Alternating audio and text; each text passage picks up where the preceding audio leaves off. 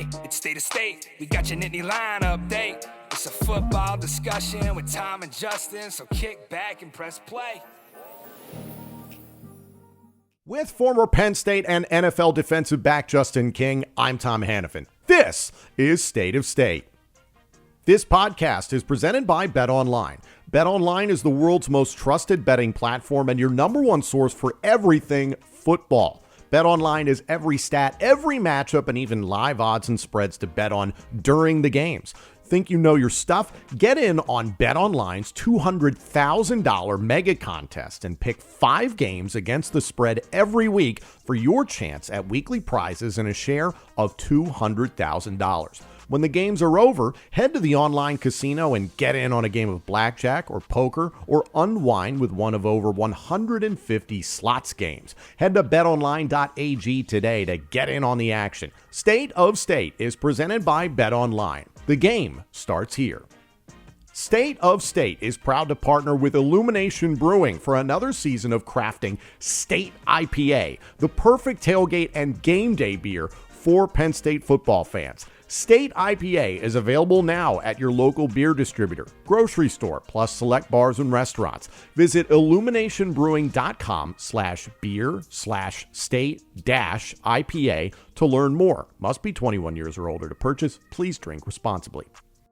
Also, State of State is a proud supporter of Blue White Outfitters. Blue White Outfitters was created as a retail shop meant to highlight the confidence, competitiveness, and fearlessness of the elite athletes found throughout the history of Penn State University. Check out their Lockdown U and Lawn Boys merchandise today, and keep an eye out for State of State apparel coming soon. All sales from Blue White Outfitters directly benefit Penn State student athletes. Visit www.bluewhiteoutfitters.com today.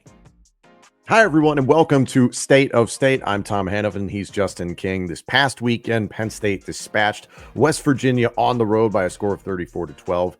This weekend, the number 8 Penn State Nittany Lions will have their first home game of the year as they host MAC opponent, the Bowling Green State University Falcons in Happy Valley. So this is going to be a little bit lesser of an opponent. No disrespect whatsoever to Bowling Green, but I think we understand what this is going to be about. We are going to take this episode to reflect on what went down in that West Virginia game, how Penn State seems to be feeling about that performance in week 1 nationally. Penn State got a lot of love. And looking into this Bowling Green game, and especially the schedule that remains for September, what do we hope to see from Penn State against Bowling Green? Which players could potentially get a little bit more time on the field? What takeaways really can we get from this game against a MAC opponent? Like, comment, subscribe, rate us, turn on notifications. Comment as always on YouTube. Comment as always and get at us on social media at State of State Pod. And if you haven't done so already, you can become a member of our YouTube channel for just 99 cents a month, and you'll get all of our upcoming episodes ad-free. Again, you can hit the join button on our homepage. The link is in the description of this podcast, and the link is also on the screen here on YouTube for anybody looking for ad-free shows. Again, just 99 cents a month. You get all upcoming episodes ad-free of State on our YouTube channel if you become a member. Justin, reflecting on the West Virginia game, final thoughts, final takeaways now that the dust is settled. Nice week 1. With some adversity, being away, the 2-hour delay, all those good things, being efficient and productive on the field on both sides. If I'm nitpicking, would love to just see some turnovers next week. But other than that, I mean, LA Washington, a great interception, but just the pressure in which they played on defense and the talent level is the one thing that I would say you just want to see them take away the football, because they were swarming. Offense was explosive and efficient. Nice week 1 that you want to put in the books. Turnovers on both sides. The offense being a little bit cleaner in that department, a couple fumbles, and the same thing with the defense recovering those fumbles and just taking advantage of those opportunities where you can get them. Absolutely. Nationally, Penn State got a lot of love for this win at West Virginia against a Big 12 opponent to open the season. The Big Ten as well went 17-1 in week one. The SEC, not so good, but you won't hear a lot of conversation about that. And for those that watched Florida State's debacle last night, there's all this turnover, parity, and upheaval, it seems, within the top 10, top 15 of college football, which is very, very exciting at this point. Do you think nationally Penn State is getting maybe more hype than it needs to be getting at this point in time, more than it deserves, or do you think it's actually right on the nose? Again, we spoke about this earlier. I think it's just a lack of expectations coming into the season, right? Like I think last year was high expectations, and then there's some little blurps on the field or whatever the case may be. Everyone kind of overreacted. This year there weren't many expectations or talk about Penn State because last year it's like, oh, do they have a quarterback? All these question marks, and then you come out on primetime TV and you see, like we talked about, like the roster is not that much different, and the guys that are there another year, there's a lot of, I'm gonna say replacement players, but players that are stepping in that have high levels of talent. And then when I think you've seen that in someone like a Pat McAfee as a megaphone, right? We talk about sports media taking over the narrative of a team. For him to scream like, "Hey, I think they're going to win it all this year," like, as a West Virginia alumni, I think that's what people kind of on the surface level, the casuals can all pick up. And again, it was an efficient, dominating win from Penn State. So yeah, I'm saying a lot to say that it's warranted just based on how they played on national television. But at the same time, you probably want to, kind of come up underneath the sneak up a little bit. But I think that's going to die down over the next couple of weeks as they play some MAC opponents, bye week and stuff like that. So everybody's just going to say it's going to transition to who have they played, right? Depending on how West Virginia plays the next couple of weeks. It's so funny. You're absolutely right about how the tide will turn accordingly. It's just, Penn State's going to, I think, in a really nice way, kind of fade into the background like it's something out of The Simpsons here in a minute, because it's Bowling Green game this weekend. Then you'll have a bye. Then you'll host Kent State. Then you'll host back-to-back Illinois and UCLA to open up Big Ten play. You don't leave State College for a game now until October 11th, and you play at USC on October 12th. So you have a minute here to kind of figure out who you are. And at the same time, Justin, I'm still very much in the mindset of what you and I have talked about since the Peach Bowl. 2024 is the show me season, the prove it season for Penn State football. I didn't see anything against West Virginia that made me jump to the conclusion of they're absolutely winning the Big Ten. They're absolutely making the college football playoff. They're absolutely making the national championship game. They're absolutely winning the national championship game. Everything was very, very good. Very impressive. Way too much can happen between now and then. Outstanding start, 1-0 to start the season on the road. Best you can possibly ask for. And for me, I keep coming back to Penn State did exactly what it wanted to do offensively and defensively. Offensively, perfect balance between the run and the pass game. Not too often you see that. You want to see the penalties get cleaned up, some pre-snap stuff, and the turnover that we talked about. Defensively, you took away the strength of your opponent. What more do you have to do? Every defensive coordinator in America is trying to do that. Penn State limited West Virginia to 2.5 yards per carry on 32 attempts on the ground, and West Virginia quarterbacks were held to 52% completion percentage.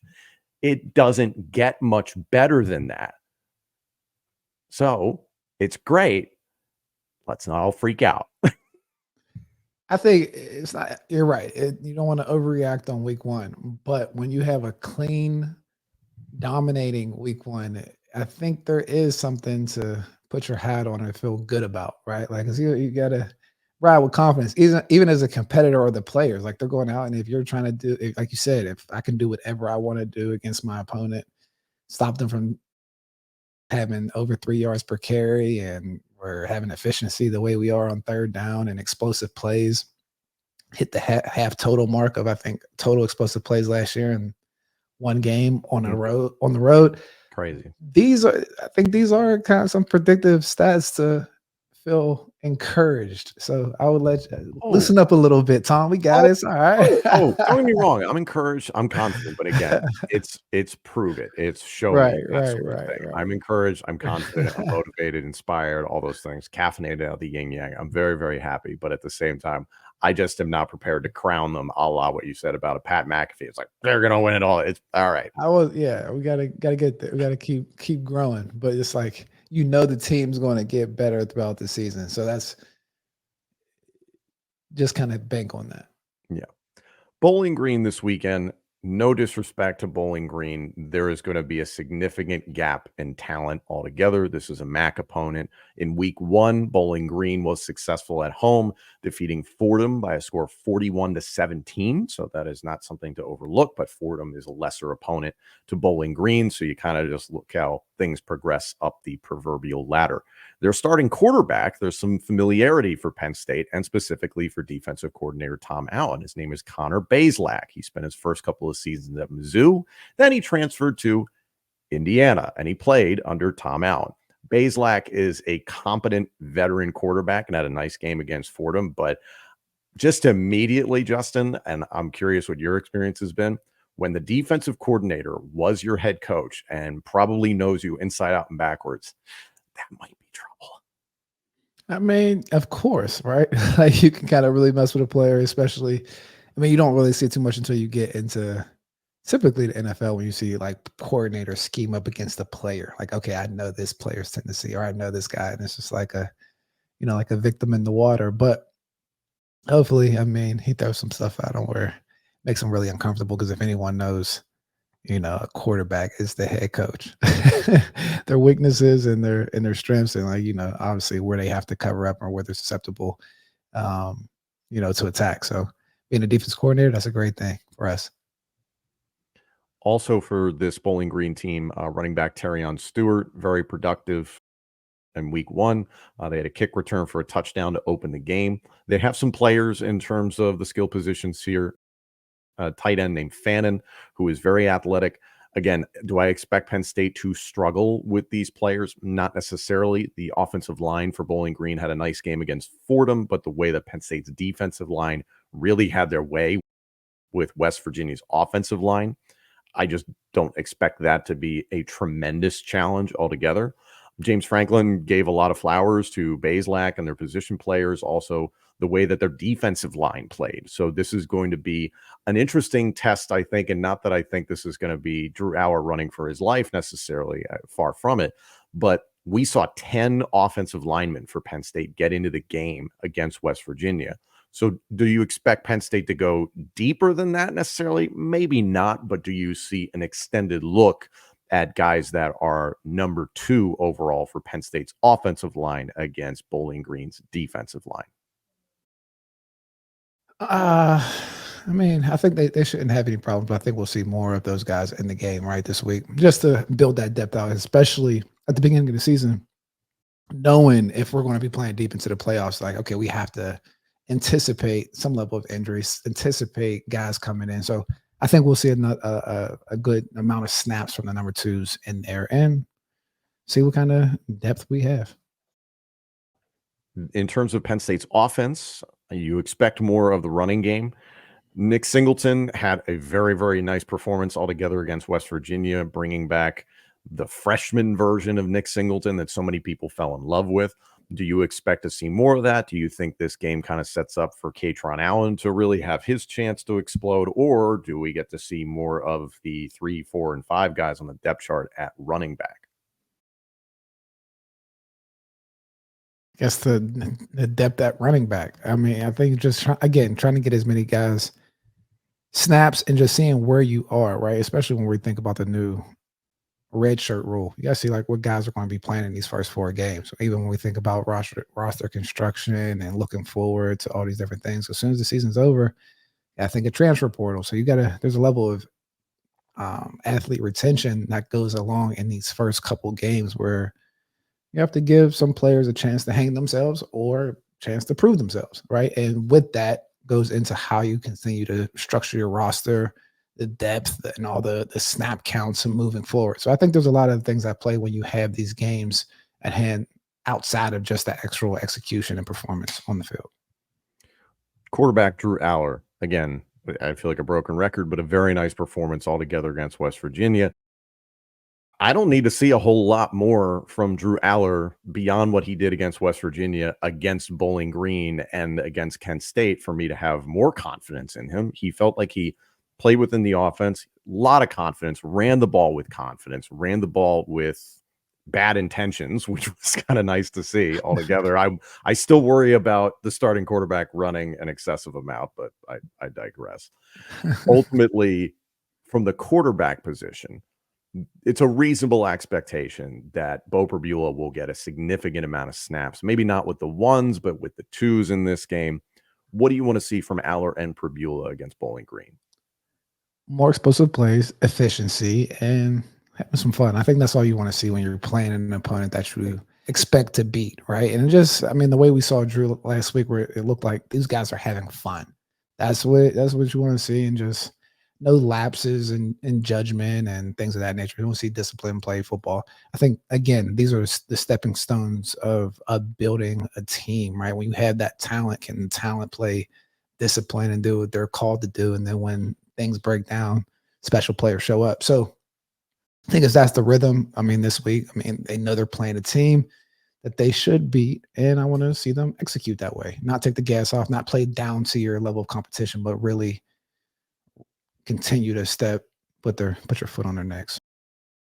Specifically for Bo Perbula, the game against West Virginia, it wasn't abysmal, but it was certainly rocky. I think that's fair to say, considering that he will have a unique role when he is out there with the ones within this offense, kind of a change of pace, so to speak, at quarterback, and you can mix things up considering his athleticism. Is this the perfect stretch for him to kind of get his mind right and, to your point about just potentially getting a win at home and just feeling a little bit more comfortable altogether? Not sure what the problem was necessarily for him in week one, but Bowling Green, bye week, Kent State, great opportunity for Bo Perbula to get extended snaps.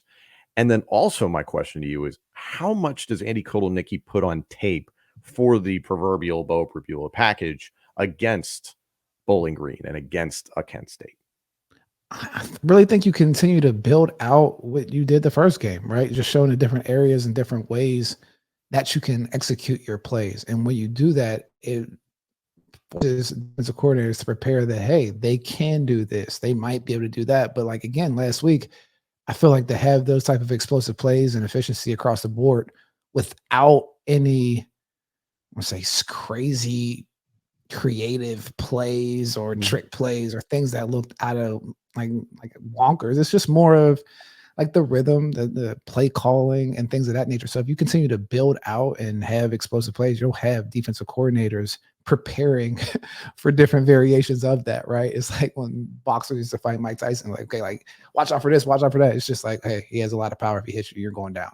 So I mean, that's ends up what happening in the game. So the way that his offense is, I mean, going back to his saying, is like a Dairy Queen blizzard. I mean, as long as they continue to do the basic things in an explosive manner, that opens up his ability to do different things with Bo Perbula from a package standpoint. But just keep in mind that backup quarterback position when you're playing and having your own package is a very tough space to be in mentally. So like I would give him some leeway on that first game, especially with the long delay at halftime, because you have to be ready and the way that the play is called. But when he showed up, he still flashed. So that's something that's encouraging moving into next week. Completely agree. Wide receiver Trey Wallace was outstanding. There will be an episode, I believe, in Big Ten later on this week. I had a chance to speak with Rhett Lewis from the NFL Network, and his question to me was, did you expect Trey Wallace to go off the way he did against West Virginia? And the way that I discussed it was that I don't think I necessarily expected it, but I wasn't surprised. What do you think? Based on James's press conferences, I mean, he said he's somebody that stood out throughout the offseason. And so with that being said, I guess I was expecting it from there. But outside of that, I mean, it was a wait and see, and he showed up. It was great. 100%. I mean, again, surprise outside of James saying that he had a great offseason, and then so Sure. assume that the work put in is coming to fruition when the red light comes on. But with that, it was the way he was making plays, like winning the contested one-on-one catches. It's like we need a play, he got to play. So that's a little bit different versus the timing of having chunk yards and meaningless situations that pad stats. Again, it's how you're executing different situations. And again, everybody was making plays when we needed plays to be made, right? It's like, all right, we're going down. Let's punch him in the mouth. Hey, 1 second left. Instead of going for a field goal, like a statement, go to our one-on-one guy. We think our guy's better than your guy. And he proved to be. So that was encouraging. I think having the number one guy and the mentality of how we were using him was encouraging. I agree with that. Penn State's very intentional, it seems like, that the number one guys when you need a play made, at least as far as we can extrapolate from one game, it's Trey Wallace and Nick Singleton. After that, for years, James Franklin's made it very clear that within his offenses, he never wants the offense to be, we have to get it to this one guy no matter what. You have the, break glass in the case of emergency, as I just outlined. Trey Wallace and Nick Singleton are probably your go-to guys. But the rest of the offense, it's whatever the play scheme is going to allow you to take advantage of. It's whatever the defense is going to allow you to take advantage of as well. So a point that's been brought up is Julian Fleming. No targets against West Virginia. Same thing with Liam Clifford. No targets against West Virginia. James Franklin was asked about Julian Fleming earlier on this week, and he said he controlled what he could control, and Penn State believes that he had a very good game altogether. He was involved in the blocking schemes quite well, and at the same time, he was critical to certain plays that helped others get open and make plays with the football and ultimately scoring plays. You and I talked about in the recap episode for Penn State versus West Virginia that the first touchdown strike to Trey Wallace in part was created by the sticks route that you had with Trey Wallace running a post, and then you had Julian Fleming running a flag route.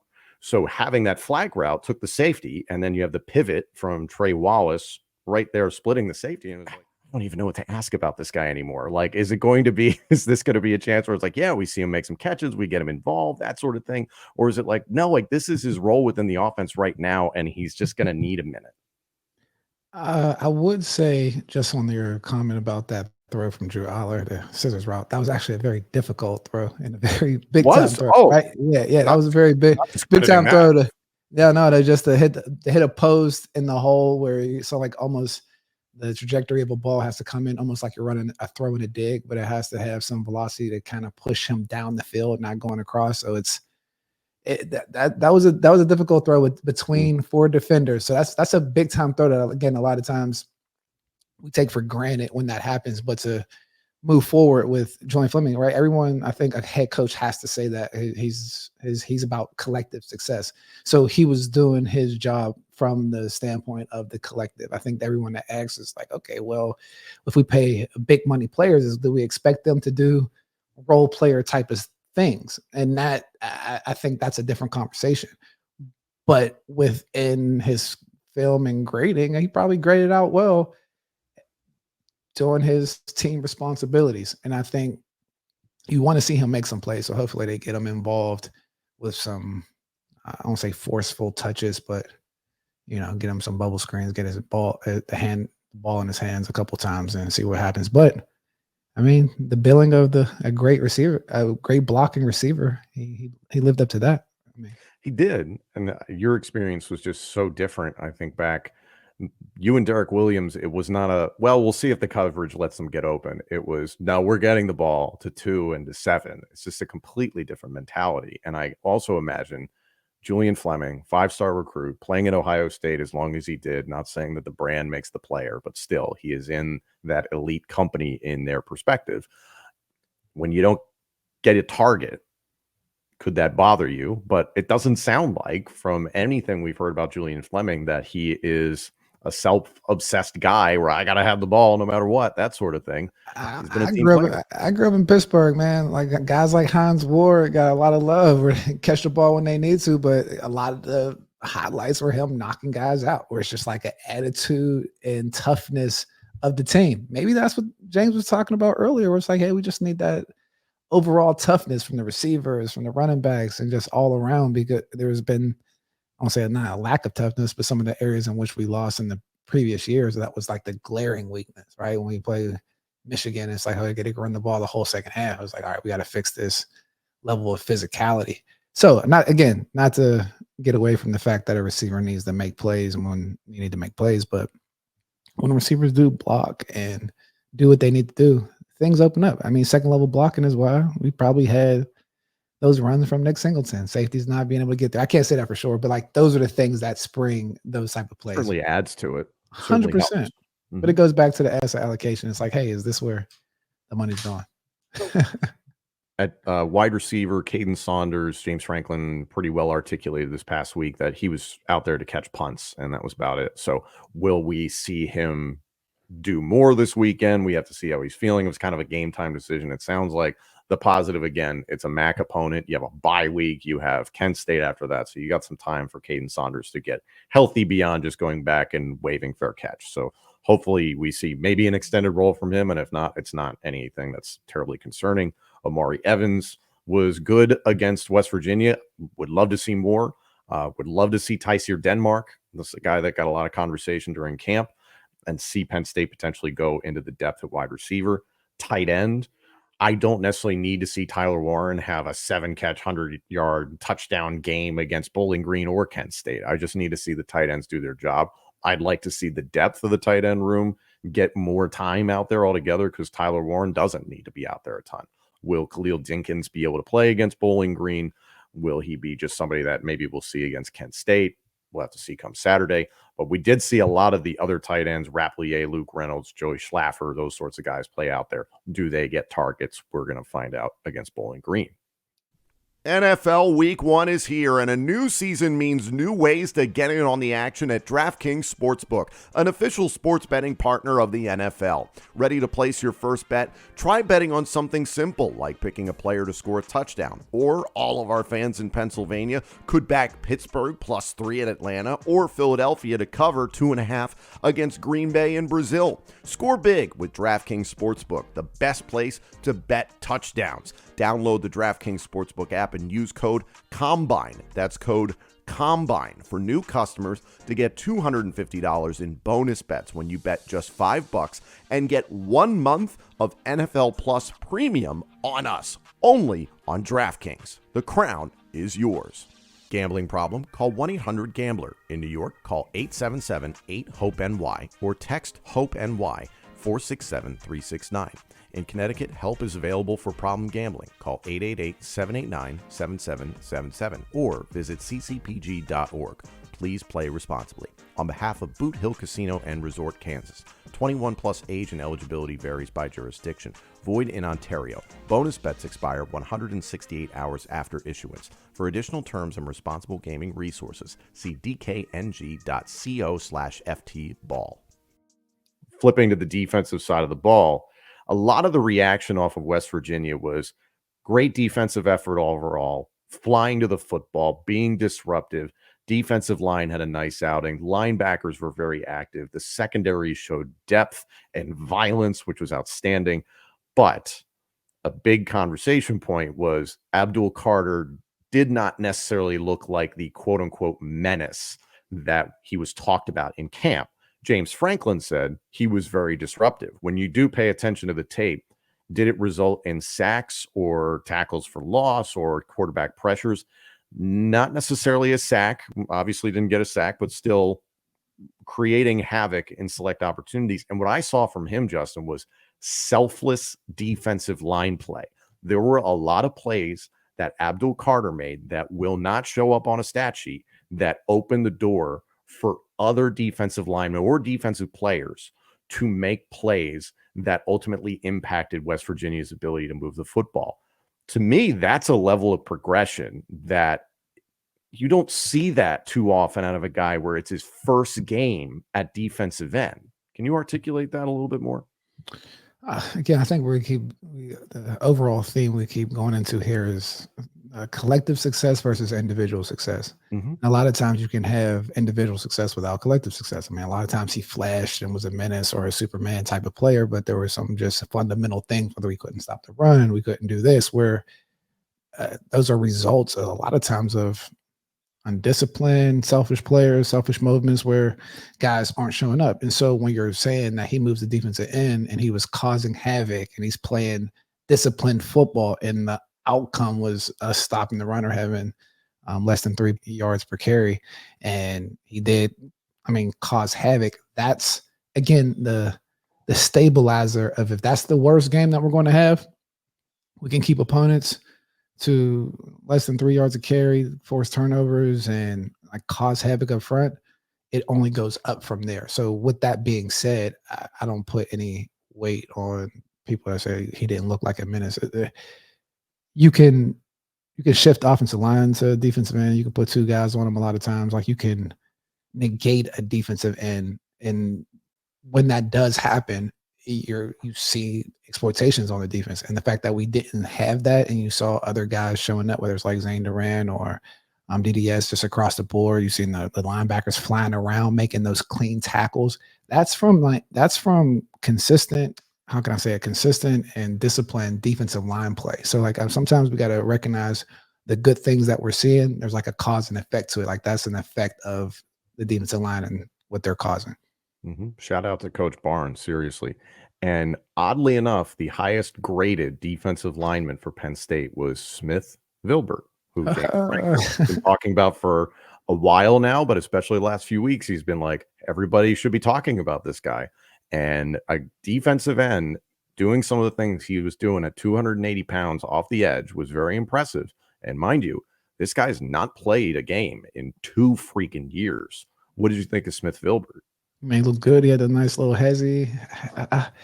Swipe the hands. No, that's a lot of weight moving around. 292 pounds, man. And that's the thing, when you collect big people and their potential comes out, it's a lot to deal with. So hopefully he continues to progress throughout the season. Stay healthy. Linebackers Kobe King and Tony Rojas were excellent in this game against West Virginia. Tony Rojas showed that athleticism that we saw from him as a freshman, the weight that he's put on, carries it so well, Justin. Like, it's really impressive to see a guy put on what looks like, 15 to 20 pounds. I'm not sure what the number was from last year to this year, but that's what it looks like to me. To tack that on, and it's like, yeah, he didn't miss a beat, man. And Tony Rojas just looks like he's a dude there at linebacker. The positive about this Bowling Green team and this Kent State team that you're going to face in the next 2 out of 3 weeks is this is where you can see the depth at linebacker. Guys get more experience out there. We know what Don DeLuca and Tyler Elson are going to be, but more Tamir Robinson, for instance, like really getting into the depth chart and letting these guys get out there and explore things. But in terms of the way that the linebackers played, King and Rojas, what do you hope to see against Bowling Green? More of the same, right? Just a chance to make a little bit more plays in the backfield. Hopefully some plays in the air, right? I feel like we probably should be up and they'll be passing the football. So just some coverage things. But no, I think they laid a nice foundation to grow on, right? And we talk about physical, athletic linebacker play. Keep stacking on. And it was like a very sound tackling too. I didn't see a lot of whiffs or guys just, running out of control. Like, they were putting pads on pads. Considering the freaking arm tackling I watched on Monday night by Florida State, I didn't see a lot of that from Penn State, and that was at every level of the defense. The toughness emphasis in camp might be showing up. Mm-hmm. Your favorite, the defensive backs. What did you like from them against West Virginia? Were there any particular guys that stood out in your opinion that maybe nationally or just, the average fan watching the game might not have noticed? And how much more of this defensive back room do you expect to see over the next 3 weeks? I think you continue to see guys rotate in, but shout out to the Big Ten Defensive Player of the Week, KJ Winston. And you get guys like that moving around. You got him, you got Jalen Reed looking good, running around in that number one. Reed. Just making plays, right? Being in the right spot, making the right reads. Both corners, Harris, Kimber, they seem to take the majority of the snaps at corner throughout the game. Pass breakups, locking stuff down, having a nice little attitude and swag about it. Like, they really have an identity back there, and that's a really cool thing to see. So I mean, we just want to see, I guess, if I'm again a stickler, a couple more interceptions. But I mean, give an A- to that defensive back performance last week, and they were on point. It was fun to watch. There's so much more to build off of. I'm anxious to see more of Cam Miller, Zion Tracy. Let's not forget about Audavian Collins, transfer from Mississippi State, who's gotten a lot of praise during the offseason. Same with Antoine Belgrave Shorter. We've had Alan Zamitis here on the show, said you got to pay attention to this kid.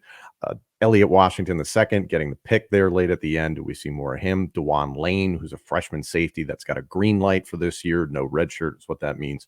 So do you get to see the starting three safeties take a little bit more of a back seat against the likes of Bowling Green and Kent State in coming weeks? I just want to see the depth here altogether, because if Penn State can roll out more and more guys in coverage, it's just going to make life really, really hard for the Miller Mosses of the world, the Howards of the world at Ohio State, et cetera, et cetera, et cetera. There's just endless opportunities there. Last but not least, something James Franklin said during his press conference is that they do want to see an improvement in the kicking game. That's place kicking, kickoffs, punting, all around. Sandra Sahaydak missed a field goal, was somebody that they have expressed a lot of belief in. His numbers from camp, I believe, were somewhere in the high 80s in terms of kicking percentage. So that is good, but obviously leaves some things to be desired a little bit when it comes to major college football. This is the time of the year. Obviously, like I said, Penn State's not going to have to leave State College until October 11th to fly to Los Angeles to play the Trojans. So you've got Bowling Green, you've got Kent State, and then you get into the meat of Big Ten play against Illinois. So now is the time to iron out kicking issues and special teams issues if you're Justin Lustig. You have to do it. I mean, those are the things that cost you in big games, especially when you're traveling, right? And the margin of error gets slim. I mean, especially another thing that you can look for. I mean, USC, I had them, I think, on a little bit of a mid-tier team. Got a lot of speed and athleticism out there, man. That's going to be a game to watch, or a team to watch. But with that being said, yeah, the special teams have to get cleaned up, and we're going to talk about being an elite competitor in this college landscape. Just ask Kevin Kelly how important field goal kicking is. Shout out Kev Kelly. It matters. Thank you all so much for tuning in. Like, comment, subscribe, rate us, turn on notifications, comment on YouTube, get at us on social media at State of State Pod. And don't forget, if you're not already a member of our YouTube channel, what are you waiting for? Sign up right now, because for just 99 cents a month, you can get all upcoming episodes of State ad free. You can hit the join button on our homepage. You can check out the link in the description of this podcast, or you can check out the link on your screen on YouTube right now and get ad-free episodes of State of State. Thank you all so much for joining us. Number 8, Penn State hosts Bowling Green this Saturday at noon Eastern on the Big Ten Network. Thank you all so much for joining us. This episode and our entire library of shows is available now on YouTube, Apple Podcasts, Spotify, Google Podcasts, and wherever else you get your podcasts. Also, let us know what you think of the show on social media, and check out all of our content on X, Instagram, and TikTok. Search for the handle at State of State Pod. State of State is presented by Bet Online and by Blue White Outfitters.